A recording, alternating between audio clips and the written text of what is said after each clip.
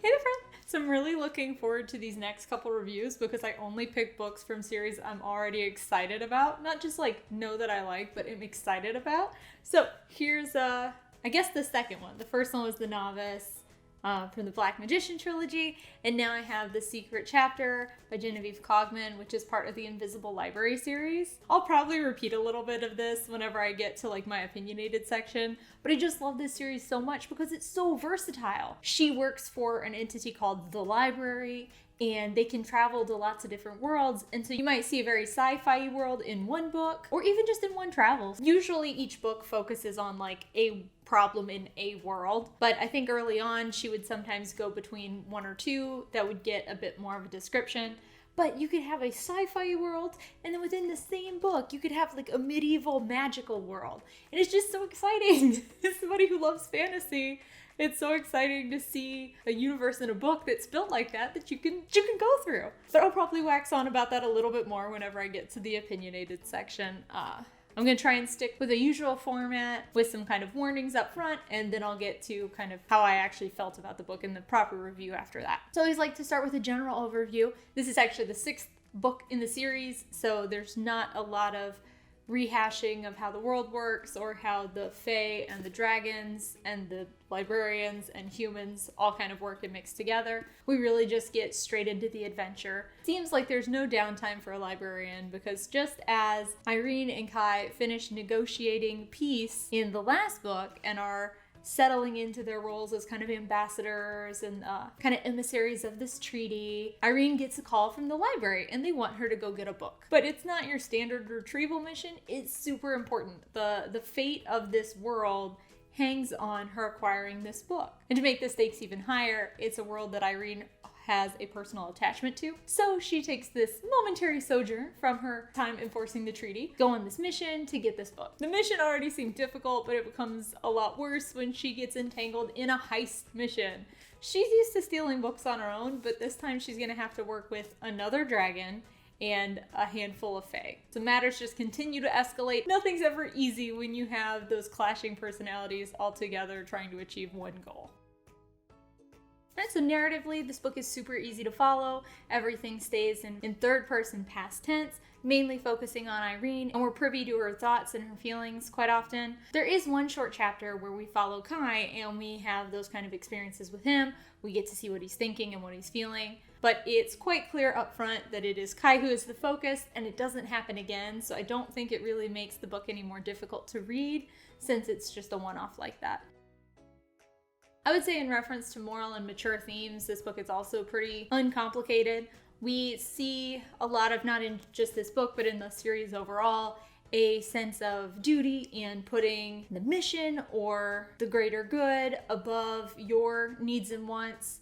And this happens a lot. In this specific instance, we see it more directly reflected when Irene wants to get this book, not just because the library told her that she needs to, but because she wants to save these people in this world that means a lot to her. And I feel like this has her maybe being open to some options that she wouldn't have been open to otherwise if it were just a more standard retrieval, or if she didn't have a personal stake in keeping this world in some degree of order and not turning to high chaos. But while she permits some things to slide that are really just, well, you're maybe not being as careful as you should, at the end of the day, she is a morally good person, and she always tries to put the greater good above herself in service to the library and in the library's service to kind of preserving humanity.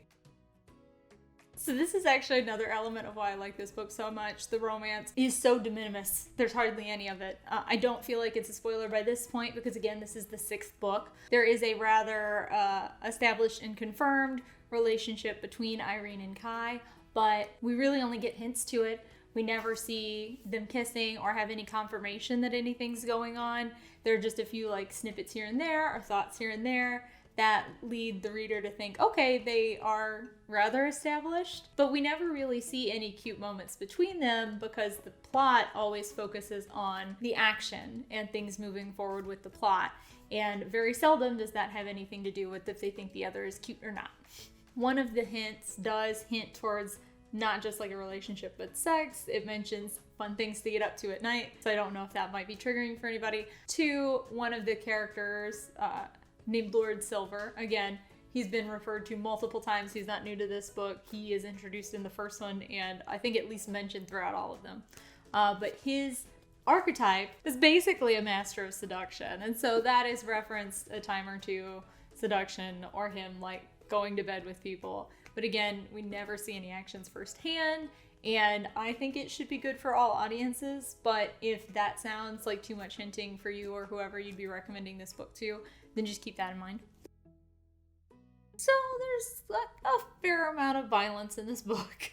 They often get in altercations with like foes of whatever side. I mean, a main element of Irene being a librarian is stealing books. And anytime you're stealing something, you're going to have opposition. At the very least, it's whoever owns it. It could also be like friends or the Goonies of whoever owns it, or it could just be the police. And so even though that's present in all the books and also present in here where there are sometimes fights, usually it's more hand-to-hand combat.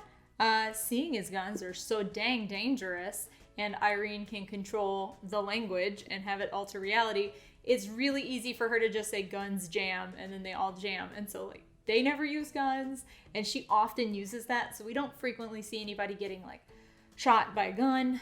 But there is still hand-to-hand combat. Kai is really good at martial arts, and so sometimes there might be the mention of broken bones or getting bloody. In this book in particular, there are probably 3 parts that stood out to me as being more overtly violent.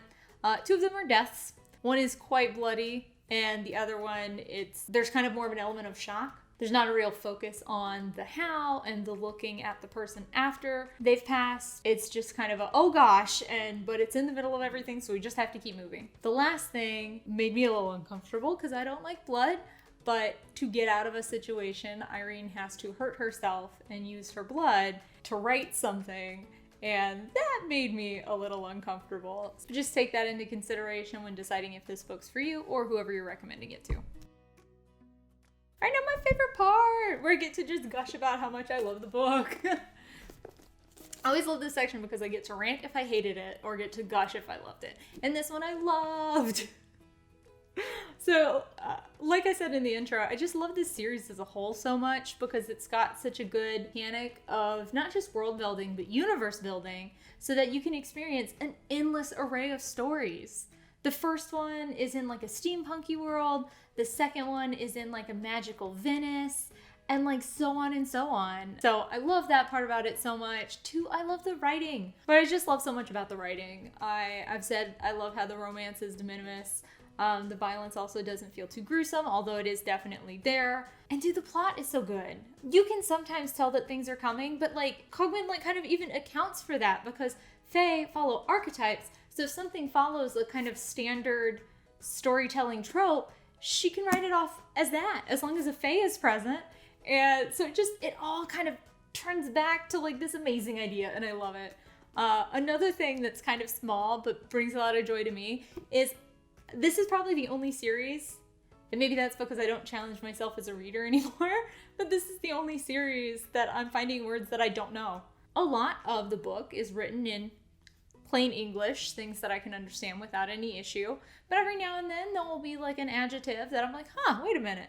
And I have to look it up, or context clues let me know what it means. But that kind of excites me too. Like, I like reading, and I guess I don't know, but I think that a lot of people who like reading like language in general and would be excited by oh my god, I found a new word. And again, that just ties back into the universe because since Irene has to use the language to change things around her, she has to know different vocabulary words. So she has to also broaden her vocabulary, and Cogman, in the way that she writes, is broadening the reader's vocabulary. And I just, so many great things about this book. To get, though, to the specifics of this book, not just the series, because I guess all of that was for the series as a whole, but also this book. But something that I loved about this book so much is it was a heist! I feel like Cogman really switches back and forth between heist narratives and like fun like plots to get a thing and like mysteries. And this one had a little bit of mystery there at the end. They kind of uncover something a little more exciting than what they thought they were going to get. But the heist is just so much fun. We get to see them like getting to the location and doing reconnaissance and getting everybody in position. And the heist part actually goes pretty fast, but I guess that also makes sense. If you've done a lot of good planning, shouldn't it go pretty fast? I don't know. I really like that. I guess it's a trope. I like that kind of archetype, and so I was really excited to see that this was going to be a kind of more grand heist, and not just our two main characters stealing a thing, but a whole crew. But that made me enjoy this specific book even more. The Too Long Didn't Listen is this book, nay, this whole series is absolutely fantastic. I think that violence might be the only bar to entry. There's a lot of more hand-to-hand combat. It doesn't usually get too gruesome, but there's a lot of fighting that happens to crop up in these books.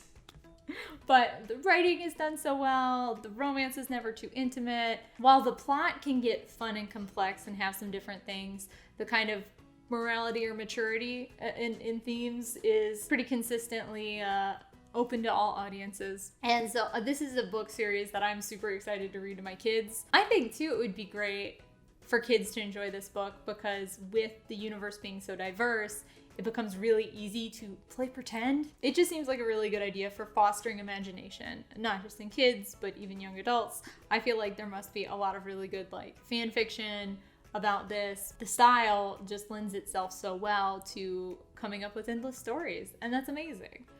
And I hope she does. I hope she never stops writing. We'll put her consciousness in a robot and we'll never let her stop writing. It'll be great. Oh. But anyway, I'm done gushing. Thank you so much for watching through this video and listening to me talk about one of my favorite book series. I really hope more people pick it up. So if you've already been reading this series, or perhaps I've convinced you to start, I'd love to hear about it. I want to geek out about this series more with people. So please leave a comment if you feel like you fall into that category. And I look forward to hanging out with you next time. Bye for now.